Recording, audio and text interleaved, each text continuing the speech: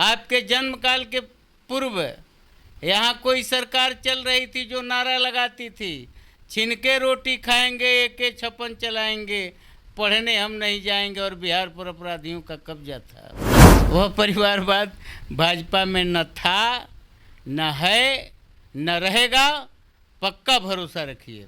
और उनके लिए कहना है, गुजरा हुआ जमाना आता नहीं दोबारा, हाफिज खुदा तुम्हारा।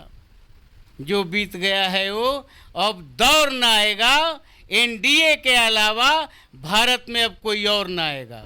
आदरणीय तेजस्वी जी, जरा एक नाम ऐसा बताइए बिहार में जहाँ परिवारवाद चला हो, पिता सांसद हो और बेटे को विधायक मिला हो। परिवारवाद की परिभाषा उन लोगों से अधिक कोई जान नहीं पाता, क्योंकि वह एक ऐसा परिवार है, तेरे नाम से शुरू तेरे नाम से खत्म। उनके घर में दरवाज़ा है लेकिन खतरे का अंदाज़ा नहीं है। हमें खतरे का अंदाज़ा है लेकिन घर में दरवाज़ा नहीं है। इन बातों का इल्म है हमें। इसलिए कार्यकर्ताओं के बदौलत मैं आपके माध्यम से रामनगर की देवतुल्य जनता को हृदय से आभार व्यक्त करता हूँ। सम्राट कैबिनेट का विस्तार हो चुका है और ऐसे में सारे मंत्रियों ने अपना पदभार संभाल लिया है। हमारे साथ खास बातचीत करने के लिए बिहार सरकार के मंत्री हैं। आपको बताएं कि रामनगर की सीट से पहले तो विधायक बने और इस बार इनको मौका मिला मंत्री बनने का। सीधे बात करेंगे नंदकिशोर राम जी। नंदकिशोर राम जी, पहले तो बहुत शुक्रिया आपका बातचीत। बहुत बहुत धन्यवाद। कैसे देख रहे हैं, इतनी बड़ी जिम्मेदारी आपको मिली है, और मैं भी बैठी थी तो मैंने एक चीज़ सुनी कि जिन लोगों ने आपको MLA बनाया उनका सम्मान होना बहुत ज़रूरी है। देखिए, मैं एक कार्यकर्ता हूँ और कार्यकर्ता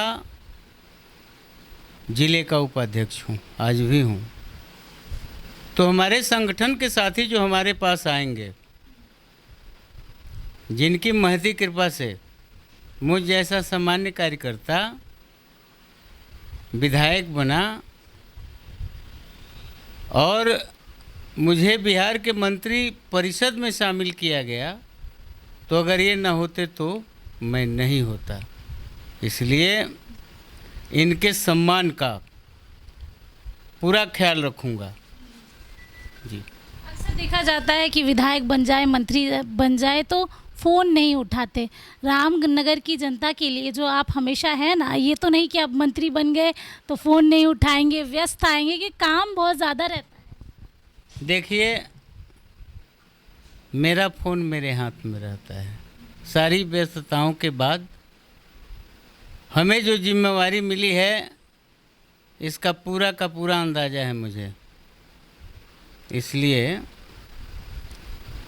कि उनके घर में दरवाज़ा है लेकिन खतरे का अंदाज़ा नहीं है। उनके घर में दरवाज़ा है लेकिन खतरे का अंदाज़ा नहीं है।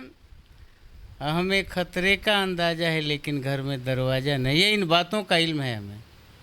इसलिए कार्यकर्ताओं के बदौलत मैं आपके माध्यम से रामनगर की देवतुल्य जनता को हृदय से आभार व्यक्त करता हूँ। मैं विधायक बना तो रामनगर की देवतुल्य जनता ने मुझे अपार जन समर्थन दिया, और हमारे कार्यकर्ता साथी दिन रात लगे रहे इसलिए कि एक कार्यकर्ता विधायक बन सके। तो आप के द्वारा जो सवाल उठाए जा रहे हैं वैसा नहीं होना है मेरे द्वारा। देखिए, बड़ी बात भी कह रहे हैं, रामनगर की जनता के लिए उपलब्ध भी रहेंगे, आपको जो भी समस्याएं हैं उसके लिए भी उपलब्ध रहेंगे। अब बात कर लेते हैं आपके सफ़र की, क्योंकि सफ़र लंबा रहा है। आप खुद कह रहे हैं बार बार कि आप कार्यकर्ता के तौर पे थे, उसके बाद ये सफ़र बढ़ा। ये बताइए, अब तो सफ़र काफ़ी कह सकते हैं लाजवाब हो चुका है, मंत्री बन चुके हैं आप। कैसा रहा है ये सफ़र नंदकिशोर राम जी आपके लिए? देखिए, हम कार्यकर्ता हैं, अभी भी कार्यकर्ता हैं, जिले के उपाध्यक्ष हैं भारतीय जनता पार्टी के, और कार्यकर्ता के हृदय में न हर्ष होता है न विषाद होती है। हमारे साथ साथ बिहार कि एनडीए गठबंधन के कार्यकर्ता साथियों को आश्वस्त करना चाहते हैं कि कार्यकर्ता दल के कार्यक्रमों को धरातल पर लागू करता है। और फिर भाजपा एक ऐसी पार्टी है इस देश में जो मुझसे कार्यकर्ता को भी अवसर देती है। तो हम विश्वास दिलाना चाहते हैं अपने कार्यकर्ता साथियों को कि आज मेरी बारी है, कल आपकी भी आएगी, भरोसा रखिए। मतलब सीधे तौर पे आपका कहना है कि भाजपा ऐसी पार्टी है जो कार्यकर्ताओं को सम्मान भी देगी, मंत्री पद भी देगी, विधायक भी देगी और टिकट भी देगी। जी, कि परिवारवाद का झलक जो बार बार विपक्ष आप लोगों पे सवाल उठाता है कि बार बार फैमिली मेंबर्स को ही टिकट दिया जाता है। तेजस्वी यादव प्रेस कॉन्फ्रेंस कर रहे हैं, आप लोगों पे सवाल उठा रहे हैं। अच्छा एक बात बताइए, उनका क्या अधिकार है परिवारवाद पर सवाल उठाने का? वो कह रहे हैं कि पहले आप लोग सवाल उठाते थे, अब वो सवाल उठा क्या किस विषय का? यही परिवारवाद किसको? दीपक प्रकाश परिवारवाद के जीते जागते एग्जाम्पल। दीपक प्रकाश भाजपा के नहीं हैं, एनडीए घटक दल का होना और भाजपा के होने में अंतर है। मैं आपसे आग्रह करना नहीं सुना जाए मुझको, मैं आपसे आग्रह करना चाहता हूं आपके माध्यम से आदरणीय तेजस्वी जी से कि जरा एक नाम ऐसा बताइए बिहार में जहां परिवारवाद चला हो, पिता सांसद हो और बेटे को विधायक मिला हो, विधायक बनने का अवसर मिला हो। परिवारवाद की परिभाषा उन लोगों से अधिक कोई जान नहीं पाता, क्योंकि वह एक ऐसा परिवार है तेरे नाम से शुरू तेरे नाम से ख़त्म। वह परिवारवाद भाजपा में न था, न है, न रहेगा, पक्का भरोसा रखिए। और उनके लिए कहना है, गुजरा हुआ जमाना आता नहीं दोबारा, हाफिज खुदा तुम्हारा। जो बीत गया है वो अब दौर ना आएगा, एनडीए के अलावा भारत में अब कोई और ना आएगा। ले लेती हूँ, आपका विभाग जो आपको मिला है उसमें किस तरीके के काम करना चाहेंगे आप, और साथ में क्योंकि बड़ी जिम्मेदारी मिली है, लोगों को आशा भी है, कौन कौन से ऐसे काम है जो आप करना चाहेंगे और क्या कुछ मिलेगा? क्या नहीं मिलेगा? मेरे विभाग से क्या नहीं मिलेगा? अपार संभावना है हमारे विभाग में। मैं अपने विभाग को गांव तक लेके जाऊंगा। भारत गांव का देश है, भारत की आत्मा गांव में बसती है, और चाहे डेयरी हो, मत्स्य हो, चाहे पशु संसाधन हो, यह गांव तक जाएगा और गांव का भला विकास करेगा, बेरोजगारों को रोजगारी देगा, स्वावलंबी बनाएगा। हम आग्रह करना चाहते हैं आपसे कि पूर्ववर्ती सरकार, हमारी पूर्ववर्ती सरकार ने भारत के बहनों और बेटियों को 10-10 हज़ार रुपया दिया रोजगार सृजन के लिए। मेरे विधानसभा में एक गांव है सीपुरवा कॉलोनी, और वहां की एक बहन को 10,000 रुपया मिला। 10,000 रुपया मिला। मैं चुनाव लड़ रहा था तो देखा उन बहन ने एक ठेला बनाया है।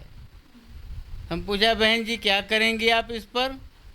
तो कहा कि स्वावलंबी बनूंगी, और बड़े अद्भुत सम्मान के साथ आपके माध्यम से बिहार के आवाम को निवेदन करना चाहते हैं। उस बहन ने ठेला बनाया और ठेले पर मुरही बजका बेचती है। तो मैंने पूछा एक रोज, बहन जी कितना कमा लेती हो? कहा कि 500 रुपया रोज कमाती हूँ। तो निश्चित तौर पर बिहार के लोगों के सोचने का तरीका बदला है।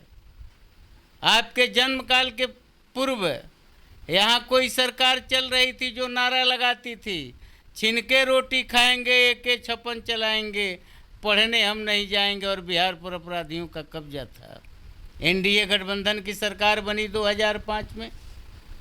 सरकार ने अपराध मुक्त बिहार बनाया। आपकी जैसी हमारी बेटियां सुरक्षित रहने लगीं। जहां चलना मुश्किल था, आपको रास्ते मिले, बिहार का चौमुखी विकास हुआ। मेरे विभाग का जहां तक सवाल है, मैं डेयरी को गांव तक ले जाऊंगा, मत्स्य पालन को गांव तक ले जाऊंगा, पशु संसाधन को गांव तक ले जाऊंगा, और स्वावलंबी बिहार बनाऊंगा विकसित बिहार बनाऊंगा और विकसित हो रहे बिहार में हमारी भी एक कड़ी रहेगी। बहुत बहुत धन्यवाद। चलिए देखिए, ऐसे तो बिहार जिस तरीके से सम्राट कैबिनेट का विस्तार हुआ है, कई मंत्रियों ने शपथ लिया, लेकिन अंदाज इनका अलग है और सीधे तौर पे कह रहे हैं विकसित बिहार बनाएंगे, स्वावलंबी बिहार बनाएंगे और रोज़गार की जो समस्या बिहार के युवाओं को होती है, महिलाओं को होती है, वो दूर करेंगे। और यही इनका अंदाज़ है जिसकी वजह से चर्चा का विषय भी है। सहयोगी प्रशांत के साथ स्नेहा गुप्ता, NBC 24 पटना।